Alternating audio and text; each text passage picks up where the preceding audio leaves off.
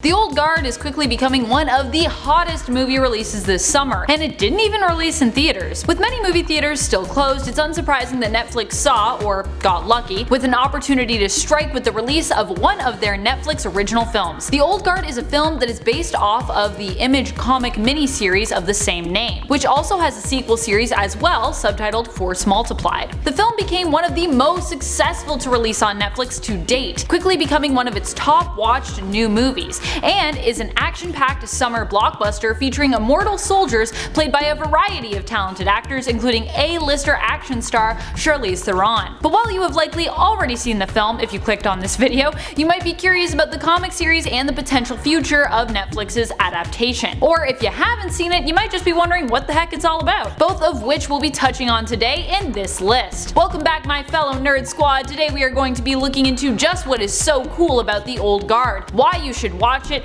and why you might also want to check out the graphic novel series if you haven't already, as we count down the top 10 The Old Guard facts that you need to know. And if you enjoyed this list and you want more lists like it or more lists exploring Image's comic series, be sure to show your support by giving this video a thumbs up and letting us know in the comments below. Alright, let's get counting.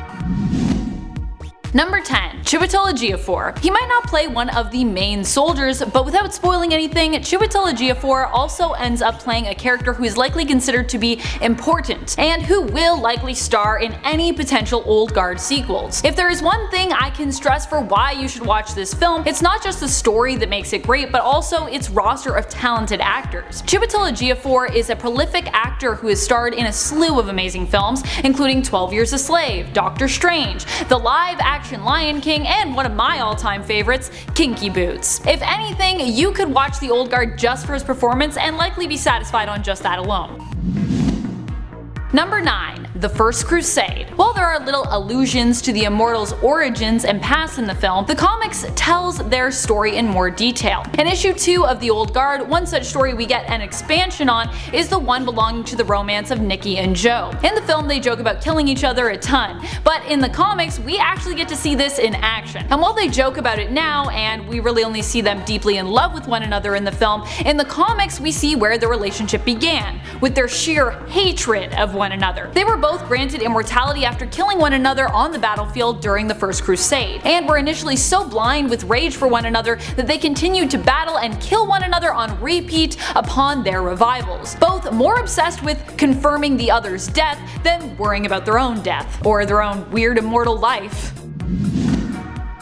Number 8. Stephen Merrick. In the film we're introduced to Stephen Merrick, the villain of the story, who is the CEO of a big pharma company and who is looking to bottle and sell immortality to the public, a way to cure humanity of all its ailments while also turning a massive profit. One big difference from the series to the film is the appearance of this character. In the comics, Mr. Merrick is a tattoo-covered, heavily muscled man who demands he get his hands on team leader Andy because she's hot. However, in the film, Stephen Merrick is more of a dweeb who tries to come off as both a brilliant and altruistic, down-to-earth type, when really he is a cold, callous, demanding bully who's all about the money. You might recognize his demanding tone as well because the actor who plays him, Harry Melling, is also well known for playing another famous bully, Dudley Dursley, from the Harry Potter films. I still can't believe that's Dudley. Dudley all grown up, CEO of a big pharma company. Number 7. Andy. In the film, Andy's past seems very mysterious. We know that she is one of the oldest immortals and that she either doesn't remember or doesn't like to talk about how old she actually is. Too old is the answer she seems to stick to when pressed. However, if you found the character played by Charlize Theron to be interesting, you'll definitely want to go check out both the Old Guard series and its follow-up, The Old Guard Force Multiplied. Both dive more into Andy's past, with Force Multiplied even revealing the story of Andy's very first death, which I highly recommend you check out. Number 6. Greg Rucka and Leandro Fernandez. If you haven't heard of the Old Guard series just yet, there are a few things you need to know about it. The first series came out in 2017, while the follow-up series came out late last year in 2019. But while they were released years apart, they have one big name in common: Greg Rucka. Greg Rucka is the writer and mastermind behind the Old Guard series and stories. If you're deep into comics, you'll likely recognize his name. Rucka is one of the writers responsible for revamping a lot of the lesser known heroes post Infinite Crisis in DC. He is one of the people who helped to give us the new, more modern take on Kate Kane and was instrumental in making her relevant again. He was also responsible for helping to build the version of Renee Montoya that we first were reintroduced to in Gotham Central, developing later on in the New 52, and that we know and love today in the comics. What would Renee Montoya be like without Greg Rucka, I wonder? Rucka has also won multiple Eisner Awards for his writing in comics throughout the years. Greg Rucka, of course, didn't create the Old Guard alone though, and while it's important that you understand just how important Rucka is on a larger scale, we also need to acknowledge the smooth and yet vibrant and lively artwork in the Old Guard drawn by Leandro Fernandez, who is behind the art for both series. Number 5. Screenplay. With a lot of films that are adaptations of books or graphic novels, there's a lot of room for deviation and often failure of the script due to the fact that a writer new to the material is bringing in a fresh new take on the story, or trying to recreate that story in their own voice, or even doing some kind of mishmash or compromise of their take meets the original take. But with the Old Guard, likely a big reason that it was so successful is because of the screenplay, which, surprise surprise, was not handed off to someone new this time around, but actually written by Greg Rucka himself.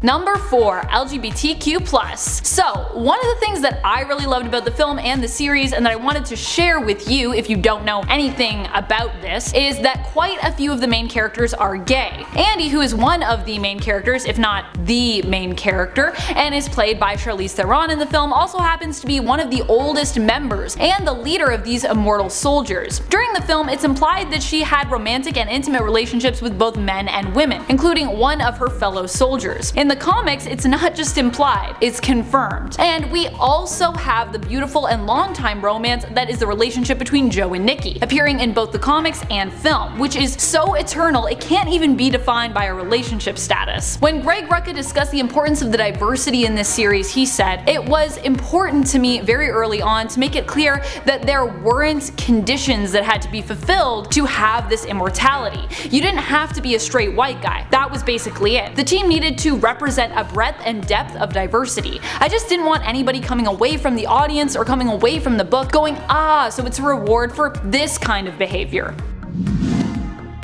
Number 3. Immortality. Which brings us to the next point: how Rucka and Fernandez chose in the series to explore the idea of immortality, and how the film follows suit with that. The hard thing with immortal characters in a story is maintaining the stakes. When we're talking about indestructible characters like Superman or Wolverine, how do you make the challenges they face feel interesting and suspenseful? What are the consequences if they fail? With the Old Guard, they've taken the idea of immortality but attached to it a seemingly unsolvable mystery. One, this isn't like X-Men or alien races. No one knows why these characters were chosen to become immortal. And 2, it seems that everyone's immortality comes with an expiration date, but an expiration date that remains unknown until you've been fatally wounded and find out you aren't healing. Add in the fact that we uncover punishments worse than death exist for these immortals, and this unique twist on the idea is what helps to keep the story compelling, and what helps us to keep caring about these characters.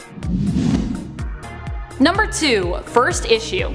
If you find your interest is already piqued and you want to check out the Old Guard comic series to see if it is for you, you can actually check out the first issue for free. That's right, currently the first issue of the initial 2017 series is available for free to read on Image Comics' website. In fact, there are a ton of first issues available for free on there, so if you wanted to check out the Old Guard and all the other awesome series that Image has to offer, like The Wicked and the Divine, CHIWETEL, Battle Pug, and so much more, that link is available for you in the sources section of our video description. Or just check out Image's page for the Old Guard and you will see the link on there for that first issue. You have to swipe, by the way, to turn the page. Just FYI. That actually confused me the first time as I was reading it sort of on a computer, so just sharing that fact with you if you wanted to check it out.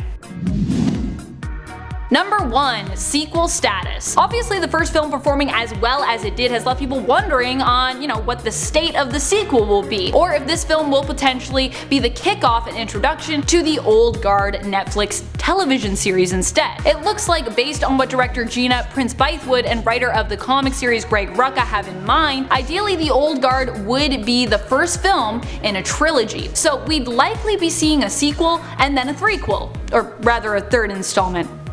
Is threequel even a term? I don't know. But don't get too excited. Netflix has yet to confirm that a sequel is on the way, so right now the status of this potential sequel is hanging in the balance. Still, with the film doing as well as it has, and with many of the creatives involved excited about a potential follow-up film, many expect The Old Guard 2 will end up getting greenlit. However, with the state of the world, Charlize Theron's likely busy filming schedule when everything does pick up, and Gina Prince-Bythewood first prioritizing work on another feature film, The Woman's King, it's looking like the earliest we could potentially see the Old Guard sequel would be sometime in 2022. In other words, don't hold your breath, because unless you are an immortal with resurrection powers, that is a dangerous amount of time to be holding your breath for. Thank you so much for watching, Nerd Squad. Have you seen the Old Guard film yet on Netflix? What did you think of it? Are you a fan of the comic miniseries? Let us know in the comments below. This has been Top 10 Nerd, and I'm your host Amanda McKnight, reminding you as always to stay nerdy, YouTube.